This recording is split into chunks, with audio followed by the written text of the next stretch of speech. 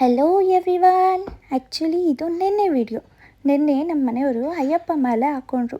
So ಮುಂಚೆನೇ ಎಲ್ಲ clean ಮಾಡಿದ್ವಿ, ಬಟ್ ಮತ್ತೆ ಅವ್ರ ಮನೆಗೆ ಬರೋ ಅಷ್ಟರಲ್ಲಿ ಮಾಲೆ ಹಾಕ್ಕೊಂಡು ನಾವು ಖಂಡಿತ ಮನೆಯೆಲ್ಲ ಕ್ಲೀನಾಗಿ ಇಟ್ಟಿರಬೇಕು, ಪೂಜೆನೂ ಮಾಡಿರಬೇಕಲ್ವ. ಸೊ ಅದಕ್ಕೆ ಇದ್ದಿದ್ದೆ ಬೆಡ್ಶೀಟೆಲ್ಲ ಹಾಕ್ತಿದ್ದೀನಿ.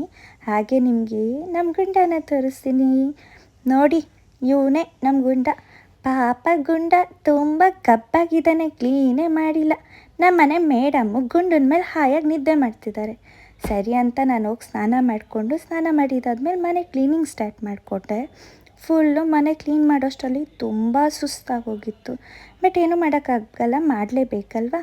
ಸರಿ ಅಂತ ಹೊಸ್ಲಿಗೆ ಪೂಜೆ ಮಾಡಬೇಕಲ್ಲ ಅಂತ ಹೊಸ್ಲಿಗೆ ಅರ್ಶಿನ ಕುಂಕುಮ ಎಲ್ಲ ಇಡ್ತಿದ್ದೀನಿ. ಫುಲ್ಲು ಕ್ಲೀನ್ ಮಾಡಿಕೊಂಡೆ.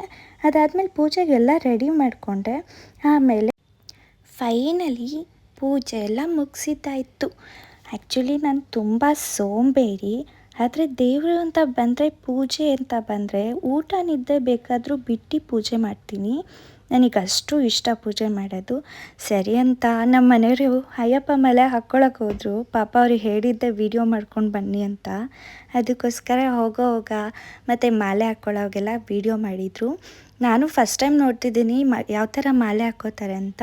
ಅವರು ಗಂಧ ಅರ್ಶಿನ ಎಲ್ಲ ಹಚ್ಕೊಂಡಿರ್ತಾರೆ. ಆ್ಯಕ್ಚುಲಿ ಆ ಟೈಮಲ್ಲಿ ಅವ್ರನ್ನ ನೋಡೋಕ್ಕೆ ಎಷ್ಟು ಚೆನ್ನಾಗಿರುತ್ತೆ ಗೊತ್ತಾ.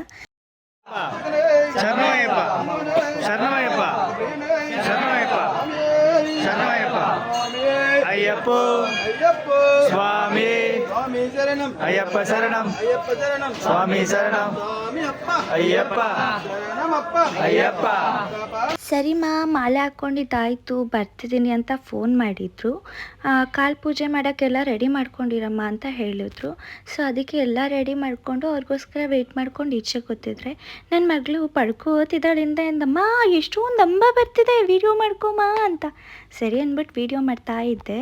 ನಮ್ಮ ಮನೆ ಎದುರುಗಡೆ ಇರೋರು ಯಾವಾಗ ಅಂಬಗಳು ಬಂದರೂ ಅದಕ್ಕೇನಾದರೂ ಕೊಡ್ತಾನೆ ಇರ್ತಾರೆ. ಅವು ತಿನ್ಕೊಂಡು ಆರಾಮಾಗಿ ಹೋಗುತ್ತೆ. ಅದನ್ನು ನೋಡ್ಕೊಂಡು ಕೂತಿದ್ವಿ. ಅಷ್ಟರಲ್ಲಿ ನಮ್ಮ ಮನೆಯವ್ರು ಬಂದರು. ನಾನು ಪೂಜೆ ಎಲ್ಲ ಸ್ಟಾರ್ಟ್ ಮಾಡ್ಕೊಂಡು ಅವ್ರ ಕಾಲೆಲ್ಲ ತೊಳೆದು ಪೂಜೆ ಮಾಡಿ ಬೊಟ್ಟಿಟ್ಕೊಂಡು ಆಶೀರ್ವಾದ ತೊಗೊಂಡು ಒಳಗಡೆ ಕರ್ಕೊಂಡೆ. ಅವರು ಒಳಗಡೆ ಹೋಗಿ ಪೂಜೆ ಎಲ್ಲ ಸ್ಟಾರ್ಟ್ ಮಾಡಿಕೊಂಡ್ರು. ಅವ್ರು ಬಂದಿದ್ದೆ ಕರ್ಪೂರ ಹಚ್ಚಿ ದೇವರಿಗೆಲ್ಲ ಪೂಜೆ ಮಾಡಿ ಕಾಯಿ ಹೊಡೆದ್ಬಿಟ್ಟು, ಸರಿ ನಾನು ಶಾಪ್ಗೆ ಹೊರಡ್ತೀನಮ್ಮ, ಕೆಲಸ ಇದೆ ಅಂತ ಹೇಳ್ಬಿಟ್ಟು ಹೊರಟೋದ್ರು. ಮಧ್ಯಾಹ್ನ ಅಡುಗೆ ರೆಡಿ ಮಾಡಬೇಕಿತ್ತು. ಹೇಳ್ಬಿಟ್ಟು ಹೋಗಿದ್ರು ಊಟಕ್ಕೆ ಬರ್ತೀವಿ ನಾವು ಅಂತ. ಸೊ ಅದಕ್ಕೆ ನಾನು ಬೇಳೆ ಸಾರಿಗೆಲ್ಲ ರೆಡಿ ಮಾಡಿಕೊಂಡು ಅಡುಗೆನೂ ರೆಡಿ ಮಾಡಿಕೊಂಡೆ. ಅವರು ಊಟಕ್ಕೂ ಬಂದರು. ಮಧ್ಯಾಹ್ನ ಅವರು ಪೇಪರ್ ಪ್ಲೇಟ್ ತಂದ್ಕೊಂಡಿದ್ರು, ಅವ್ರ ತಟ್ಟಲ್ಲಿ ತಿನ್ನಬಾರ್ದಂತೆ.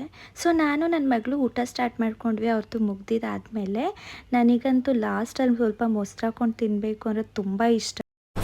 ಅಷ್ಟೇ.